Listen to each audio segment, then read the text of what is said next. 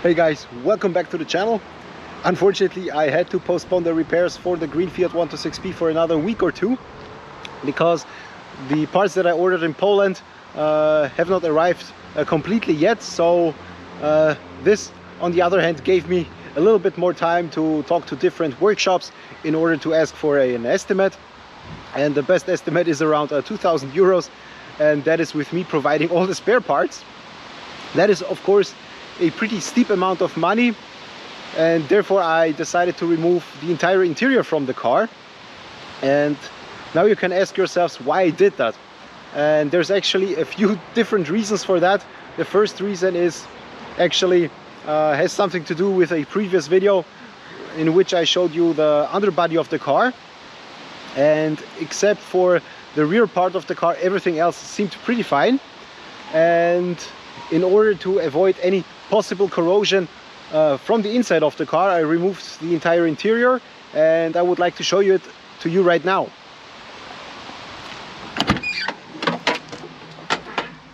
So as you can see, inside of the car, it looks absolutely fantastic considering the car is 26 years old.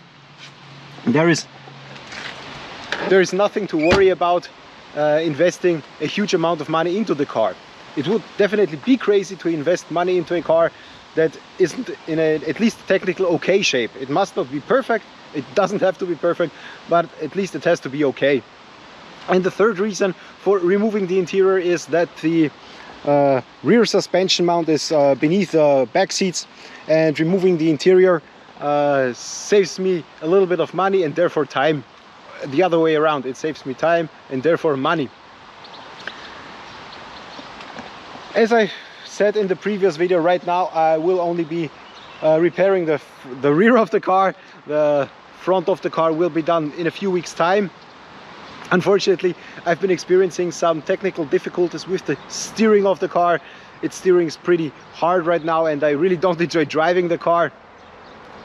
This again means that I probably won't be able to repair my orange car for this season. This is very sad because I was very much looking forward to driving the orange car this year, as I didn't have the chance to drive it last year or the year before that. And if I'm thinking about that right now, over the last 10.5 years that I've had the car, I've only managed to drive around 8,000 kilometers, which is very little and very sad. But anyway, nothing that I can change about that at the moment. And something else that happened over the last few days or maybe even weeks is that I've noticed that the front bumper of the car was crooked here on the left side, on the passenger side, and I really couldn't find out what happened here. There are basically two solutions or two possibilities. The first one, somebody hit the car, hit the front bumper and broke it, didn't leave a note and left the crime scene. The second possibility is that I broke it myself, or at least damaged it myself. And this might have been a few weeks ago while recording my video, A Buyer's Guide. And for the thumbnail of the video, I stepped slightly on the front bumper and maybe damaged it there.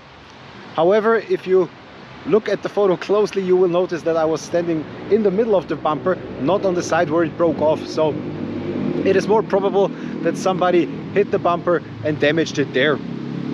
So luckily, I've had the bumpers from my FL model ever since I've removed it from the car in my basement and didn't throw it away. The only change is that it is black now instead of gray.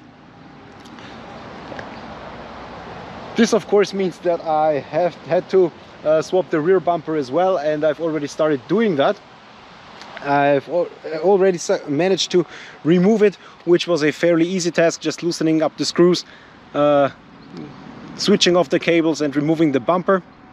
The main problem here is that while trying to remove the reverse light and the fog lights, the screw broke here, and it is now too short to mount it properly to the bracket and then to the car itself.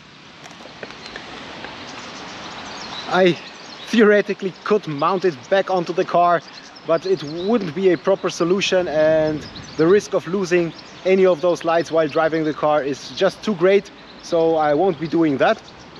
Luckily, I managed to buy the lights on a German site on the internet, and I expect them to arrive somewhere within the next few days, which is very good because I will be able to mount the rear bumper onto the car before giving the car off to the workshop. And another reason for repairing it pretty quickly is that here in Austria the car is now basically not street legal, because cars without reverse lights and fog lights are not allowed to drive on the streets.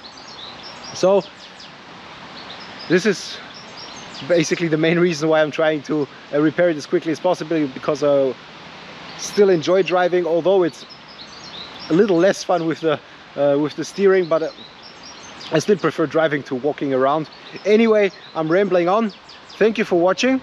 If you like this video, hit that like button, leave your comments down below, share this video with anyone who is interested in old cars, classic cars, vintage cars, or maybe even Fiat 126P in particular. It will definitely help to grow the channel.